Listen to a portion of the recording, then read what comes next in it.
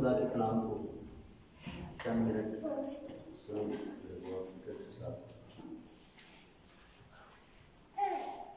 और यूएल नबी की किताब उसके दूसरे बाब की 28वीं आयत, 28वीं और 29वीं आयत में आपके सामने रखना चाहता हूँ। बड़े गौर के साथ कलाम सुनिए।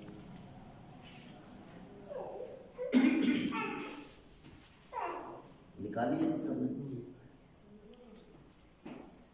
कलाम मुक़द्दस में लिखा है,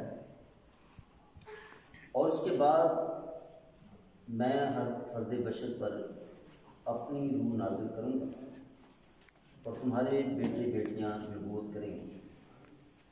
तुम्हारे बूढ़े ख्वाब और जवान रोया देखेंगे। बल्कि मैं उस क़याम में गुलामों और लौंडियों पर अपनी रूह नाज़िल करूँगा और मैं ज़मीन व आसमान में अजायब ज़ाहिर करूँगा, यानी खून और आग और धुएँ के सुकून। कलाम मुक़द्दस का पढ़ा और सुना जाना हम सबके लिए बाइस है। जी बोले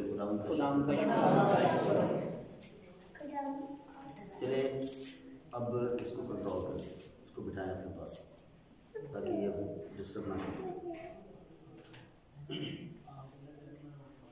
दो बातें हैं जो मैं आपके सामने आज रखना चाहता हूँ।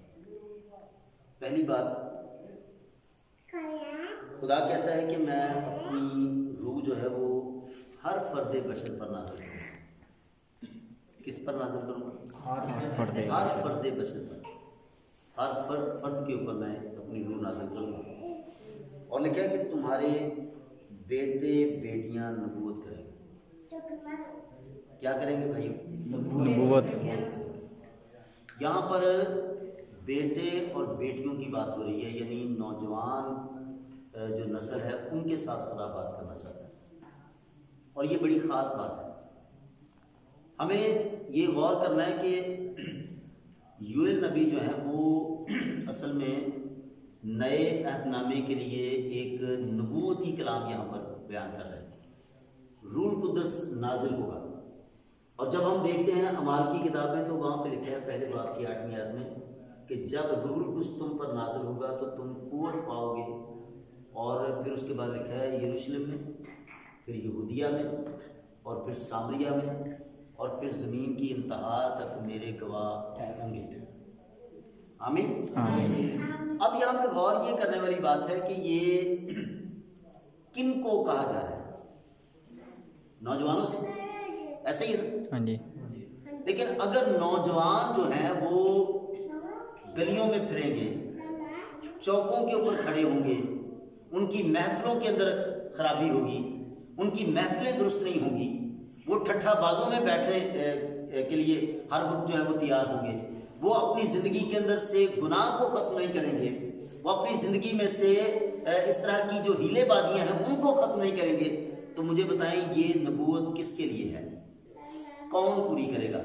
क्या ये दूसरी कौमों के लोग पूरी करेंगे? नहीं। कौन करेगा? हमारे अपने जो है वो इसको पूरी नहीं कर रहे, गैर कौम के लोगों के लिए ये नबूवत हुई नहीं है, फिर ये कौन करेगा? लम्हा फिक्रिया है। इसका मतलब क्या है? इसका मतलब है कि ये नबूवत हमारे लिए है, ये नबूवत कलीसिया के नौजवानों के लिए है। यहाँ पर बाकायदा तौर पर लिखा है, एक जगह पे लिखा है, यानी 29वीं आयत 28वीं आयत का आखिरी हिस्सा जो है लिखा है तुम्हारे बुढ़े ख्वाब और जवान रोया देखेंगे। अब बुढ़े ख्वाब देखेंगे, इसका मतलब है कि वो ज्यादा कमजोरी की वजह से वो तो ज्यादा नींद के अंदर है। बेशक वो ख्वाब देखेंगे और वो ख्वाब पूरे भी होंगे, लेकिन ज्यादा तवक्को जो है, ज्यादा जो खुदा तवक्को कर रहा है वो नौजवानों से कर रहा है। नौजवान जो है वो क्या देखेंगे? रोया।